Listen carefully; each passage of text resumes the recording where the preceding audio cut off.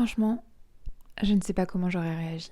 Aujourd'hui, je vais vous raconter l'histoire de Rebecca. Rebecca, pour la présenter, elle a 19 ans.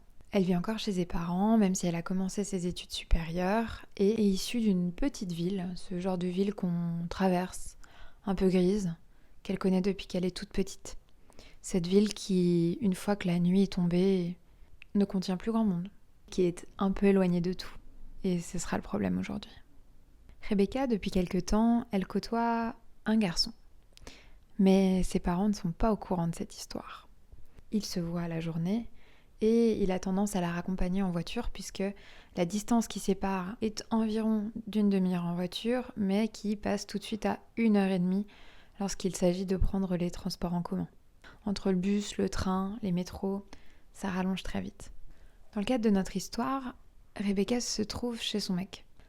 Ils passent la journée ensemble, tout se passe très bien, mais malheureusement, ce dernier fait malencontreusement tomber un objet très lourd, fer à repasser, sur son pied et désolé, mais il ne pourra pas raccompagner Rebecca en voiture. Elle va devoir rentrer par ses propres moyens, effectuer un trajet extrêmement long, elle l'embrasse, elle met ses baskets et elle rentre chez elle.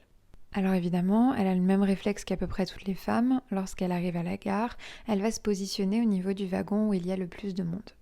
Au début, elle n'est pas seule et tout va bien.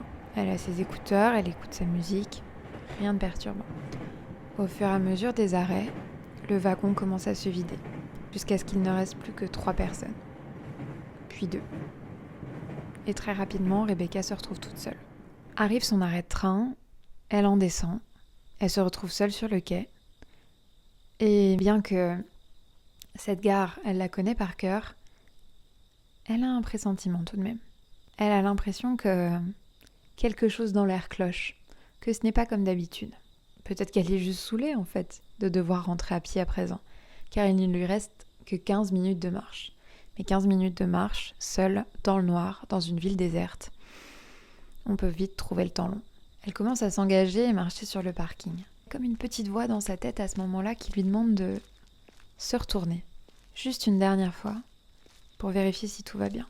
Elle se retourne et elle voit au loin la figure d'un homme encapuchonné, les mains dans ses poches, mais il n'a pas une figure si menaçante que ça. Elle a l'impression de voir un adolescent, mais de loin comme ça, elle ne le reconnaît pas, ce qui est étrange puisque finalement, encore une fois, elle est dans un village où tout le monde se connaît. Là, elle est plutôt concentrée sur le fait qu'il faut rentrer à la maison.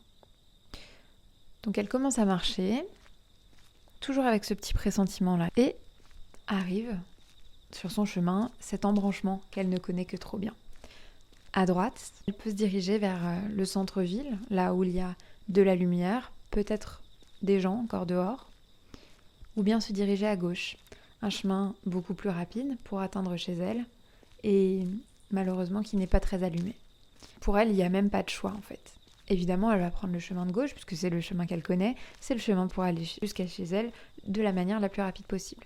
Alors elle s'y engage tout en se disant, si je me retourne et que l'homme que j'ai vu à la gare est également derrière moi, qu'il a également pris à gauche, il n'y a pas de doute, il me suit. Donc c'est avec un peu d'appréhension qu'elle s'engage quand même sur ce chemin.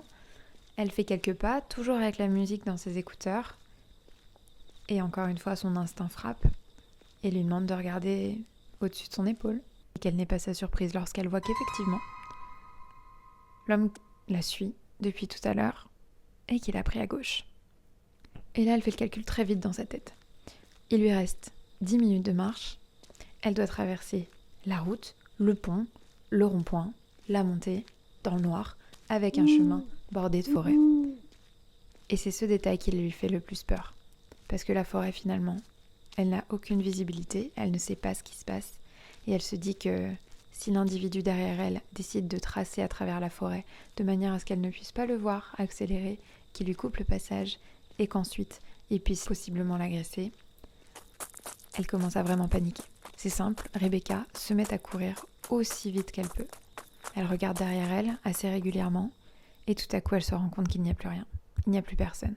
C'est évident pour elle. L'homme a décidé de couper à travers la forêt, le rendant donc imprévisible dans ses mouvements et la rendant encore plus vulnérable. Et tout à coup, les phares d'une voiture viennent à l'illuminer. La voiture arrive à son niveau, s'arrête brusquement, une vitre s'ouvre et la voix d'un homme retentit. « Mademoiselle, tout va bien ? J'ai l'impression qu'il y avait quelqu'un qui vous suivait. Est-ce que je peux vous aider ?» À ce moment-là, Rebecca a le cœur qui bat comme jamais. Elle commence à lui expliquer en bégayant qu'effectivement, oui, elle a pris le train, mais en fait, son mec devait la ramener. Mais du coup, elle était toute seule. Et puis finalement, elle a vu ce mec et là, elle le voit plus et il était en train de la suivre. Et l'homme comprend donc tout à fait que la personne en face de lui est en état de choc. Il lui propose de monter dans la voiture. Rebecca accepte. Elle se met sur le siège passager. Elle lui indique son adresse. Et elle prie pour le meilleur. Son cœur ne veut pas ralentir. Elle a peur. Et plus elle pense à ce qui vient de se passer, plus elle se dit qu'elle a peut-être fait une seconde erreur, monter dans la voiture d'un inconnu. Et heureusement pour Rebecca, la personne qui l'a sauvée était bien intentionnée. Cet homme la ramène en bas de chez elle. Elle le remercie. Elle ne savait pas ce qui aurait pu lui arriver. Lui, bien entendu, ne peut que lui conseiller de rester un peu plus alerte et de faire très attention quand elle se balade tard le soir. Et il s'en va. Rebecca regarde la voiture partir. Elle se rend compte qu'elle va rentrer à la maison comme si de rien n'était, qu'elle ne pourra pas raconter à ses parents ce qui lui est arrivé. Elle réalise ô combien elle a eu de la chance, ô combien, si elle avait gardé les talons qu'elle porte régulièrement, l'histoire n'aurait pas été la même. Et vous alors, qu'auriez-vous fait ?